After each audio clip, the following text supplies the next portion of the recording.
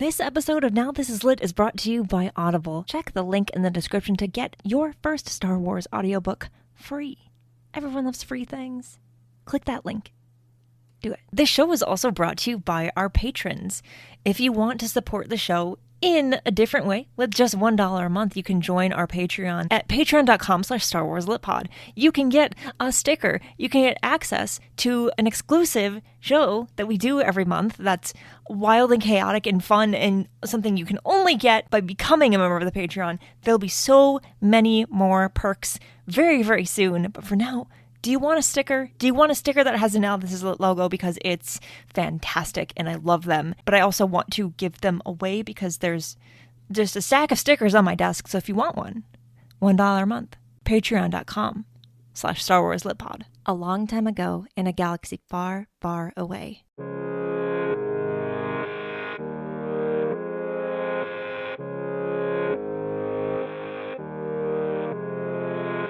You're listening to Now This Is Lit, a podcast about Star Wars books, the people who make them, and the readers who just can't get enough of them. I'm your host, Meg Dowell. I use she, her pronouns. We're very busy getting episodes recorded and scheduled before we take a little break over the holidays. We're doing it. You should do it. Highly recommend. On that note, I didn't have time to put together a new episode for this week. So if you're wondering what Exogorth butts means, I can't explain that to you. You're just going to have to listen to what follows. This is an episode of the Nameless Show, which is an exclusive show that we record once a month for members of the NTIL Community. That was really hard to say for some reason. I have nothing more to say about this. It can speak for itself. Have fun? Maybe? Maybe not. I don't know. This is what you're getting. Happy holidays, I guess. Go. So obviously, I'm not going to spoil anything because that would be not nice of me. But having read Into the Light and A Valiant Vow, one right after the other quite recently, I'm scared. Oh no. Not I don't want it to be the end. I really it didn't really hit me. And I think I said this in my interview with Claudia. I say using a first name as if we're friends. It didn't really hit me until I was reading Into the Light, where I was like, oh, this is we're actually getting to the end now. You read the first and second waves of phase 3 and you're like, oh, we're getting closer because they're starting to set stuff up, but it's really starting to feel real now. And I don't know much about Trials of the Jedi, but I'm a little bit afraid. Yeah. Me too. That's what I've been reading, Star Wars wise. What about you? I just finished Wedge's Gamble, aka book number 2 in the X-Wing series. You liked it? I did. They're really good books. They are. Yeah. They're the kind of legends that you're gonna like. I've been told by my reliable legend source, aka Drew Brett, that they get somewhat weirder as you go on. I mean, yeah, but it's also Star Wars. Yeah. I already, because of the Essential Legends collection covers, I already know about the horse guy. So I'm already familiar with that. God. And I was told about something else. Maybe something to do with a Gamorrean. I don't remember. Oh, I love that guy. Yeah. I've been told they do get marginally weirder. I mean, yeah, but I don't know. I think I like it. That's just me. Again, I'm having a good time so far too. I'm glad. You're only 2 books in though. You got. Yeah, I know 2 of. Again, either it's 10 or 11. 10 or 11. Yeah. Well, it's they're also broken up into mini series within the series. I don't know why Legends did that so much. If you look at New Jedi Order, it's there's this title 1, this title 2, and then there's a couple trilogies in there, and it's this is too much. It's fine. Yeah, there's a lot of good Star Wars coming out soon. We got Wayseeker coming out. Actually, does Wayseeker come out the day that this comes out? No. Yes. When is May 1st? I don't know. Didn't you say it was the 6th? Yeah. I don't know when. Okay, we're going to have to look at the calendar. I don't know here. when the end of April is. It doesn't really matter. Hold on. We got to confirm this for our future audience here. May 6th is the first Tuesday. All right. So as of today, 2 more Star Wars books have come out. I don't know why they're coming out the same day, but I don't make the rules. That is not for me to criticize. Well, I don't understand it. That doesn't mean that there's not a reason. I don't know. Justina Ireland's going to have quite a day. Yeah. It's not very often that as an author you have 2 Star Wars books coming out the same day. For the first time and the last time. Anyway, welcome to this show that we've yet to name. Are you tired of it yet? Every month you think you've had enough, and then it just keeps coming back. You keep coming back for more. And you know coming in that you get what you pay for. Yes. That dollar really goes a long way. Yeah, it does.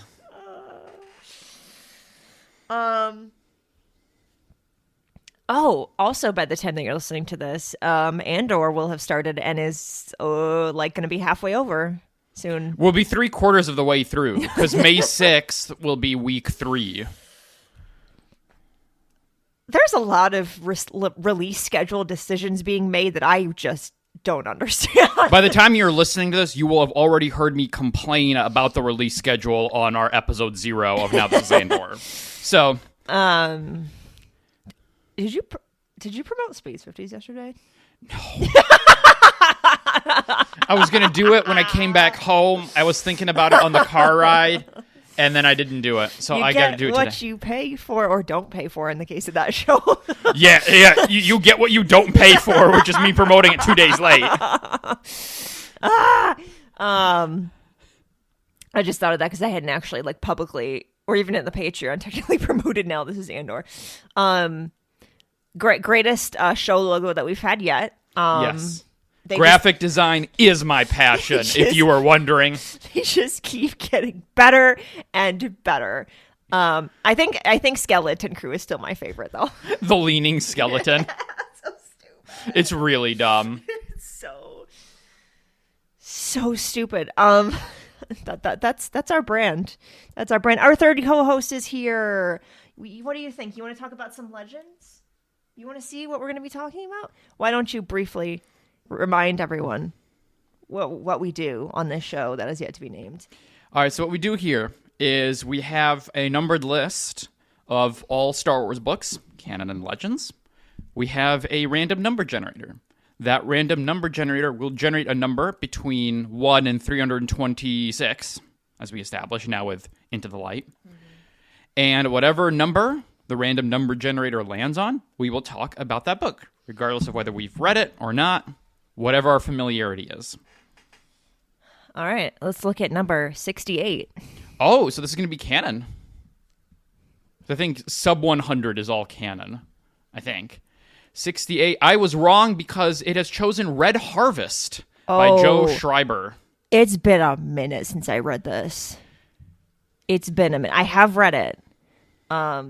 It's been a minute though.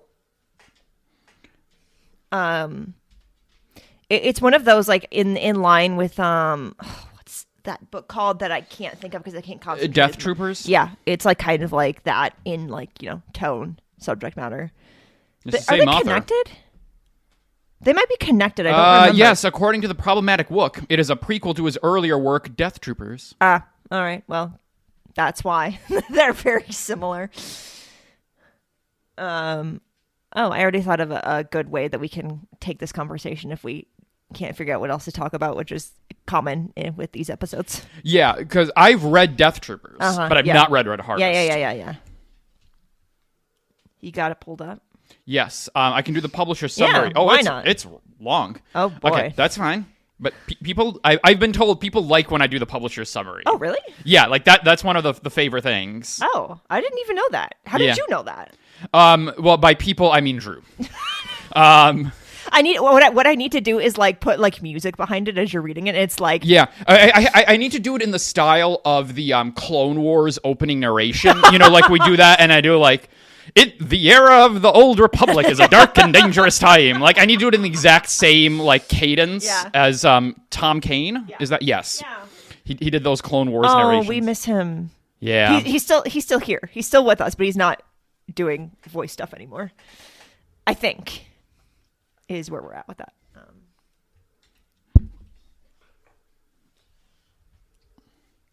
Go for it.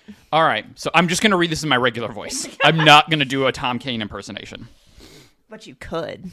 Yeah. Give us like an extra $2 and he'll do his Tom Kane voice. Extra $2 and I will do all of these publisher summary in my best Tom Kane Clone Wars impersonation. All right. The era of the Old Republic is a dark and dangerous time, as Jedi Knights valiantly battle the Sith Lords and their ruthless armies. But the Sith have disturbing plans, and none more so than the fulfillment of Darth Scabrous' fanatical dream, which is about to become nightmarish reality. Unlike those other Jedi sidelined to the agricultural corps, young Jedi whose abilities have not proved up to snuff, Hestizo Trace, I don't know, possesses one extraordinary force talent, a gift with plants. Suddenly, her quiet existence among greenhouse and garden specimens is violently destroyed by the arrival of an emissary from Darth Scabrous. For the rare black orchid that she has nurtured and bonded with is the final ingredient in an ancient Sith formula that promises to grant Darth Scabrous his greatest desire. Oh, no. But at the heart of the formula is a never-before-seen virus that's worse than fatal. It doesn't just kill. It transforms. Oh, no. Now the rotting, ravenous dead are rising, driven by a bloodthirsty hunger for all things living, and commanded by a Sith master with an insatiable lust for power and the ultimate prize, immortality, no matter the cost. Not immortality. You can't read because you're laughing too hard. That's it. That's the end. Oh! No. I stopped because there was no more publisher summary to read. I'm sitting here waiting for you to keep going.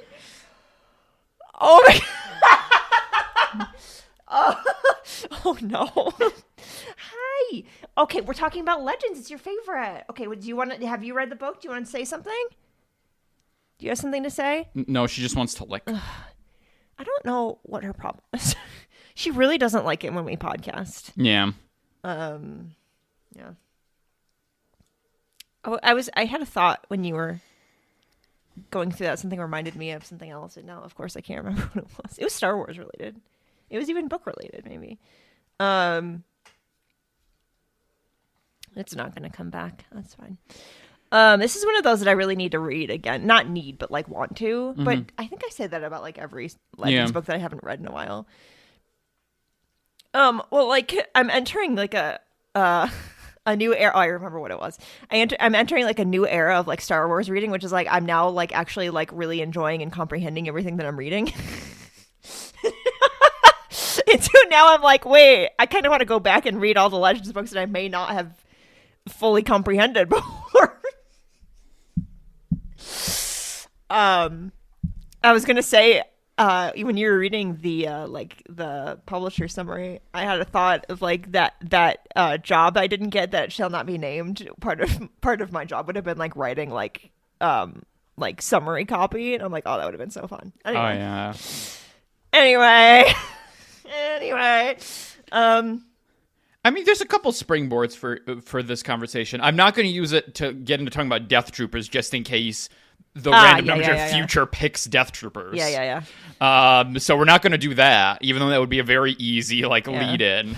I will say though that like I didn't hate and we can talk more about this then too, but like I don't hate like the horror in Star Wars kind of like subgenre. There's not a lot of it, like not straight like Red Harvest Death Troopers. Yeah.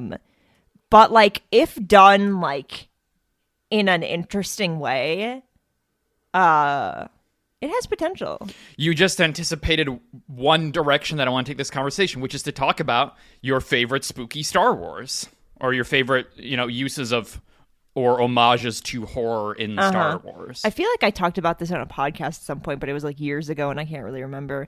And there's been other examples in recent years. Yeah, so. Yeah. I mean, there's some Clone Wars episodes, right, that are a little bit like in that genre, like the Geonosian brainworm. Yeah, episode? Yeah, that's. I'd love to rewatch Clone Wars. We rewatched Rebels not that long. Like, I think it was a couple of years ago now. But like, we've never like sat down and watched Clone Wars together. I really want to. I know a way that we could do that. I do too. One thing at a time. Well, one project at a time. What else? I like those. I'm trying to think. Now I can't think of any more examples, of course. You got any? I have a couple. Okay, yeah, go for it. Yeah. I think probably my favorite Star Wars horror, or at least like use of horror in Star Wars, is the Vision short Screecher's Reach. Oh, I should have known. Yeah. I should have known. Yeah, you should have known that I was going to talk about Screecher's Reach. I should have. You and Hope need to have a conversation about this. Yeah, I love Screecher's Reach. I mean, it's no Village Bride, but I love Screecher's Reach. God, how many times have you watched Village Bride? Not enough times. It's been a while since I've watched. When I first Village moved Bride. here, I feel like you watched it like every weekend. Like I'd come downstairs because I was working weekends at that point. You'd just be watching Village Yeah, Bride. it's been a long time, and I need to rewatch kind of both of them, but.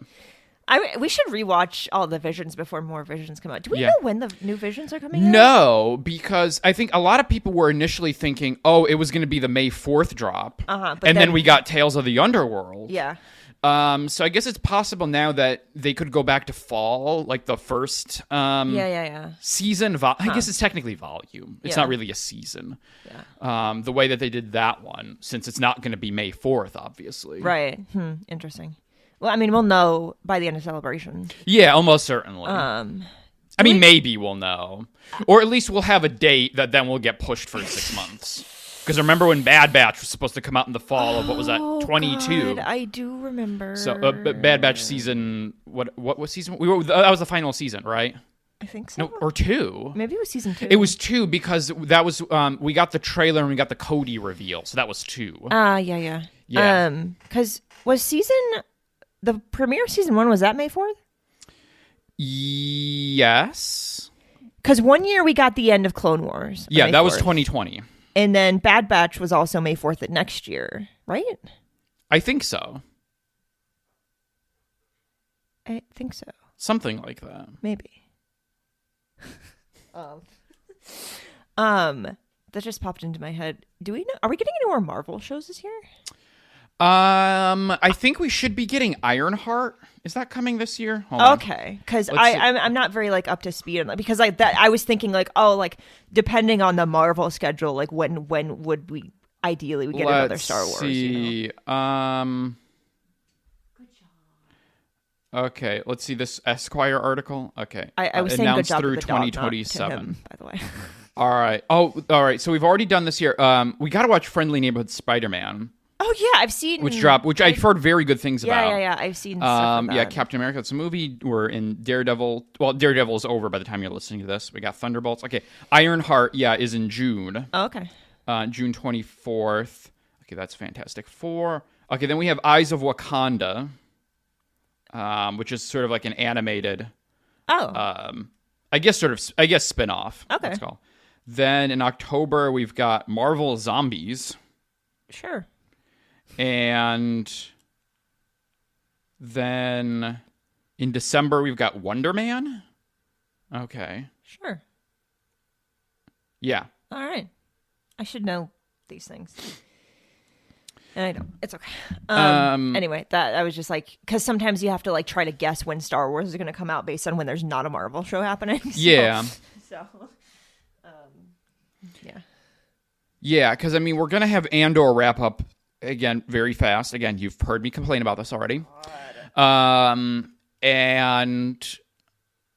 Yeah, then we'll have Ironheart in the summer. That leaves the back half pretty open from both a Star Wars and Marvel perspective. It's possible we could get something else announced that we don't even know about.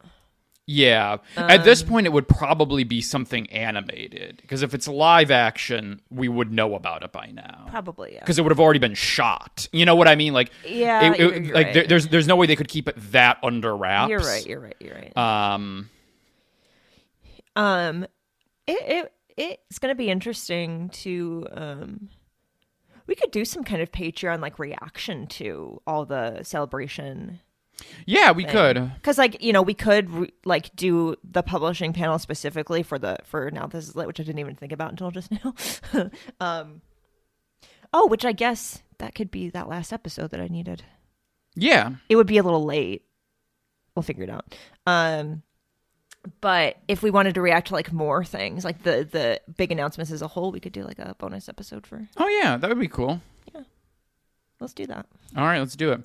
Well, we'll have done it, but because it's May 6th and it's already all come out. It's very early in the month when we're recording this because of other things we have to record, and there's too many podcast episodes to record, not enough weekends. Yes, or April was. Pretty crazy. Hey! All right, let's try to get back to Red Harvest. Anyway, I almost said back to Death Troopers. I couldn't even remember which book. Okay, so we were talking about favorite horror Star Wars. You mentioned Screecher's Reach. I mentioned Screecher's Reach. And then it got completely derailed. And then we were basically like having a dinner conversation. Yeah. So yes, I like Screecher's Reach. I think that's good. That's good use of kind of or sort of homages to horror in Star Wars. I've still only seen it once. Yeah, we watched that whole season only once, volume only once. Yeah. Gotta watch it again. Yeah, which is how that whole tangent began. Anyway. Yeah. There's that. I mean, this from prior conversations and things we've done. I love Exogorth. I think Exogorth is great Star Wars horror. Oh man, they need to do like a like Tales from Exogorth like comic thing. You know how they've done those like around Halloween. The Tales from the Death Star and Vader's. Yeah, that would be a really good one. Kevin Scott, are you listening? Yes. Kevin Scott is definitely paying me $1 a month to listen to. He's not. He never will. Yeah. You're right. That would be a great. Yeah, Tales from Exogorth. Oh, that'd be good. Be really good. Oh, that would be good. Ooh. Yeah, I think that's really great Star Wars horror. It's your sort of like Frankenstein's lab, sort of gothic horror. Oh god. It's really perfect when you get it in Rise of Skywalker. It is. So that's really good. Let's see what else. I'm trying to think of some other examples. Because there definitely are some. There definitely are others. I mean, you already talked about Geonosian brainworms. Yeah. I'm trying to think of any more recent examples. I mean, there's a lot of just kind of Night Sister stuff. Yeah. In general, because you get like the most recent, like Ahsoka, when you get the Great Mothers there, and you get sort of the kind of Death Troopers there. Yeah. I mean, in both senses, there's literally Death Troopers, and then there are undead Stormtroopers. Yeah. In there, and then like Rebels, Fallen Order, stuff like that. You get it sprinkled out through like there. There's some elements in like the High Republic, like if you were to see this on the screen, it would be like well that's I can't believe basically everything with the Nameless is sort of Star Wars horror. Everything with them fits the bill perfectly. Again, I'm sure there are others, particularly there's probably more in Legends that we're not as familiar with. But at least those are the immediate ones that come to mind. Right. I do think, because we were not too long ago on an episode of Clashing Sabers, we were doing Kelly Knox's Star Wars conversation cards. And the last one that we did for that episode was, what's the scariest Star Wars creature? And for mine I said Sarlacc. And I do think there is something kind of viscerally horrifying about the Sarlacc. Yeah. What's the giant space worm thing called? The Exogorth? Yeah. Not to be confused with Exegol, the location. Okay, so to be fair, like, my mind on it changed after Fagpov Empire Strikes Back. I don't know if you read that one yet. No, because it's on my reading resolution. Because, oh, it is. You're right. Well, because I read part of it, but I did not get to the space worm. So it changes a little bit, but like in The Empire Strikes Back, like that's terrifying. Like, oh no, actually we're inside the mouth of a giant thing, and like when you see it like come up out of the thing. So, question about that. So, you see them escaping into the asteroid to get away from the Empire. Like they fly in, and then they fly out of the mouth. Did they also fly into the mouth, or did they fly in the other end? How did they get into the worm? I mean, it would make sense based on like where they were in the mouth that they flew in that way. Like, was the mouth just open? I don't know. Well, it was clearly open when they were leaving because they're like, the cave is collapsing, and he's like, this is no cave. Yeah. But the ship is oriented such that they're pointing towards, in the direction of mouth. Oh, God. So it would stand to reason they came in the other end. Why did you put that in my head? I've wondered this for a long time. Just how did they get into this is a different kind of horror. God, I'm never going to watch that scene ever the same ever again. Yeah, I don't... Like, God damn it, why did you do that? There are many questions. God. Oh, no. George, God damn it. Yeah, I don't know. It's like, does it have organs? Because it just seemed to be like a clear tube. You know what I mean? Okay, like, you've read it most recently. Did the novelization like give any more like? I don't think so. Okay. No. It does not answer the question. Did they fly up the Exogorth's ass? No. Which is what I'm asking. Anyone listening to this maybe know more than we do about it.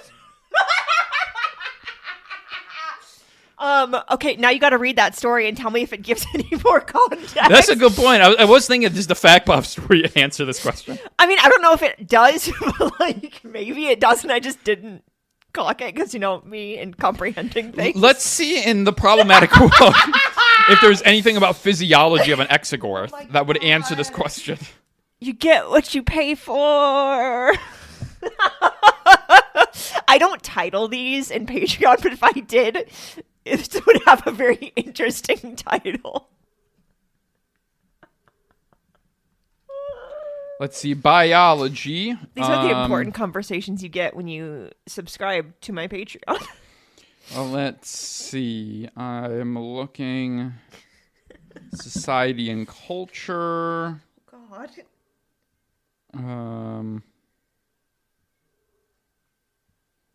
Are we on the canon or the legends version of this? Okay, we are in canon. All right. Okay.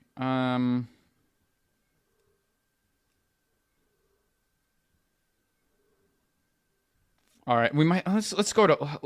This is something that legends would have answered. Yeah. Is that they fly into the butt? Let's see. Is space slug? Okay. All right, we have a little bit... Okay, there's a little picture here of their anatomy, but again, it's really only the front half. I need the back half, baby. God, I mean, does it have, like, I don't know.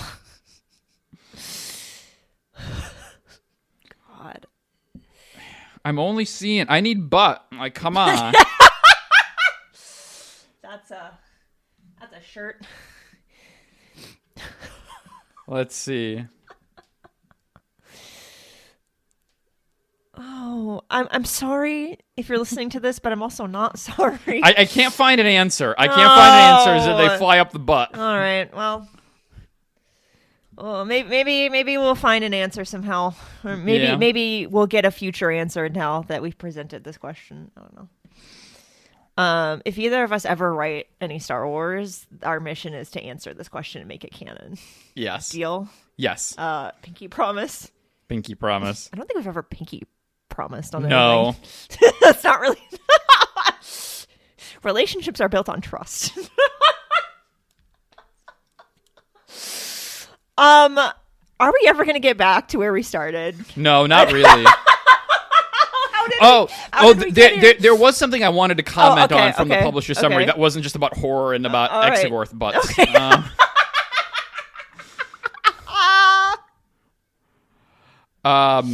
Because one of the things that it references is there's also a Red Harvest, a Star Destroyer. Okay, here we go. Now we're at the book. Yeah. Because one of the things the publisher's summary references when they're talking about Hestazo Trace, we're going to go with that as the pronunciation, is that she's part of the agricultural corps.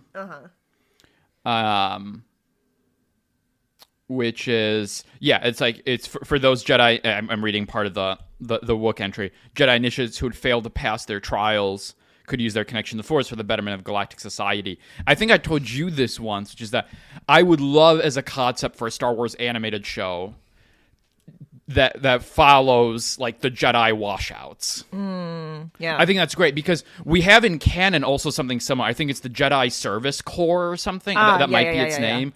Where there is also something like, what if you don't pass your trials, or like you're not picked as a Padawan or something, like what happens to you? And it's like, there's these sort of auxiliary units within the Jedi where it's like they don't just like shoot you back into, like some people like who don't end up, going to the trials or whatever, they do end up just like going back into society. Yeah. But like otherwise you end up in these kind of auxiliary units where like you're still part of the Jedi, but you're not part of the formal like knight, lineage. Yeah. And so I would love an animated or like kids show that was like following a group of these kids who are in the kind of service corps, and you follow their adventures. I would love that. That would be fun to see. You and I were just talking about how like I want an animated show that's like just different. Yeah. Like, and that would be like exactly kind of what I'm looking for, is like, we still get like, Jedi, Force, all that, but it's different. It is. Yeah. Because you're not necessarily dealing with like lightsabers. Yeah. Like maybe you have a few of the kind of your standard Jedi showing up, but you have like, you're doing something different. Yeah. And what's it like to, kind of like follow the same like ideology and teachings of the Jedi, even if you're not like, quote unquote on the front lines, Oh my God. And I think I think there's such a great potential also for like telling a story aimed to young people there, because like you can very easily see as like if you're following from like, it could be sort of obviously like a sort of ensemble, but you have one main character who's like, let's say they washed out and they're like, oh man, like I'm never going to become a Jedi, like I failed, like I don't have a purpose anymore. And then this whole like the whole show is sort of like, oh yeah, like even if you don't like get this, you still have like value and you can still do important work. Over here, right? Like there's such a potential there for like, for telling like young kids like there's all these different ways that you can, follow your dreams or have an impact or whatever, even if you can't do like this one thing here. Dave, I know you're listening. Come on, Dave. I know you're a Patreon subscriber. Yeah. I know you love your Clone Wars toys. I don't blame you. But, Buddy, you got to move on. Pick up some new ones at Target, You've tried the whole live action thing. You've given it your all, Go back to doing what you're really, really, really, really fucking good at. Yes. Take to heart the message of my imaginary show. Like, sometimes you can't succeed on one route, but you can on another, Take to heart here what I'm trying to sell you. I would love that. Like, because, for me, like, I love the Bad Batch, Yeah. Even more so now because, like, we're getting this book and I just got to talk to the author and it's really cool.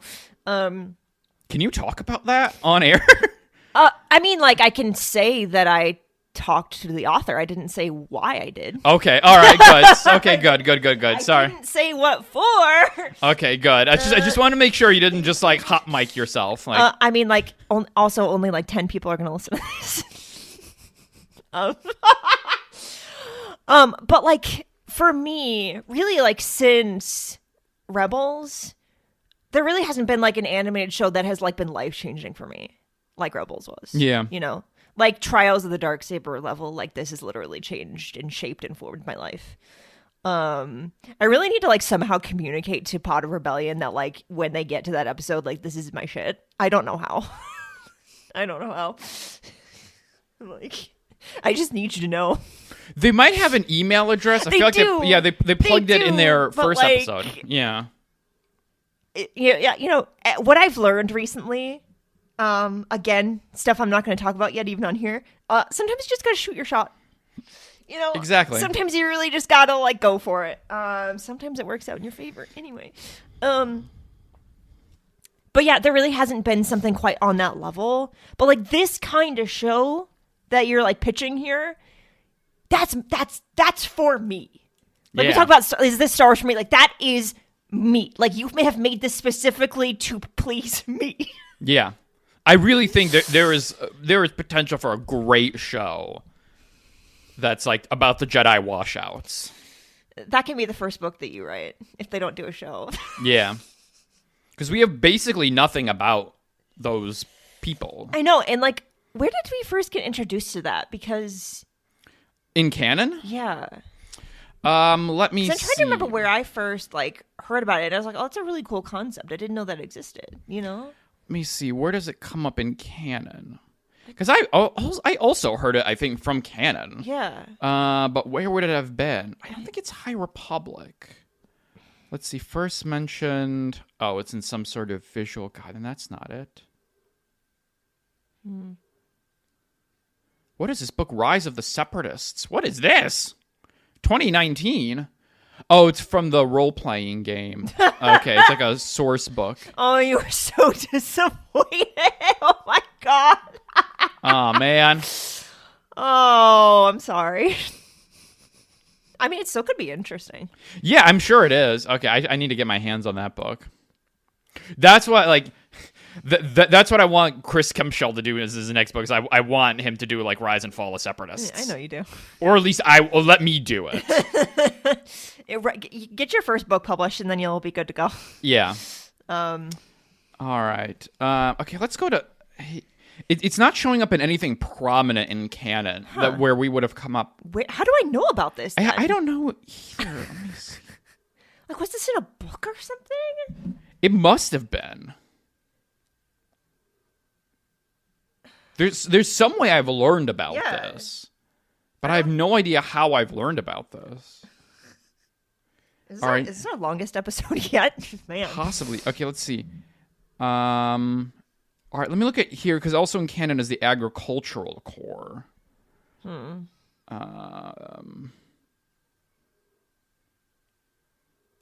What the heck? I don't know how I've just absorbed this somehow. I must, like... Where did I learn about this? Maybe we'll figure it out, and we'll let you know on the next episode. God. Yeah. It's going to bug me. It's mentioned in a bunch of... If you go to Legends Agricultural Core, it comes up in a bunch of different Legends books. Okay. Either being part of the story, like in the case of Red Harvest, or just like a mentioned only. Interesting. So you may have imbibed it from one of those. Maybe. I feel like recently there was something, though. We'll figure it out. Well, there was... I don't know if it's mentioned by name in there, but I'm thinking of the Tales of Light and Life short. It's the first... No, it's not the first one. Maybe first or second one in there. It's about the kid who, like, pretends to be Force sensitive. Remember? You know that story? Or no, it's not Tales of Light and Life. That was in... Stories of Light and Dark. It's in that. Yes. Or, yeah, Stories of Light. Wait. No. Yes, it's in that one. I think so. No. Oh, no. I know what you're talking about. It was... What is that collection where it's... I know what you're talking about, but it's neither of those. It wasn't the Life Day thing. Life Day Treasury, was it? I haven't read that, so I wouldn't have read it there. What am I thinking of? But I know what story you're talking about. Hold on. We're going to... Clone Wars Stories of Light and Dark. No, that's not it. It's the one with Sam Maggs' story. Oh, the other one. Yeah. I think it was... Oh, Jedi and Sith? That might have been it. It's... Stories of Jedi and Sith. That's it. Yeah. Yes. Yes, that's the story I think I was thinking of when I was like, is this where I first heard it? Yeah, what a Jedi makes. Yeah. Yeah, because that one is set in the High Republic. Yeah. Although I don't know if it's like named as the High Republic in there. Yeah. But anyway, it's the kid who pretends to be Force sensitive, and then he's caught, and then Yoda's like, well, you can still be part of the Order even if you don't have the Force. That's it. That's maybe where I first maybe heard of the concept. Yeah. Or something. All right, we may have figured it out. What a wild, wild ride we've been on. This is one of our crazier episodes, actually. I mean, this is what I always hoped this show would be. You know, when I first came up with the ideas. It's 38 minutes, so we've really been going. Yeah, that's it. You get what you pay for. Yeah, you do. Lots of fun stuff coming up on Now This Is Lit. I will say, without actually specifying anything, the end of the High Republic on this show and otherwise is going to be lit. It's going to be really good. How's that for a tease? It's pretty great. I guess we'll see you next month. Until then, stay cool, people.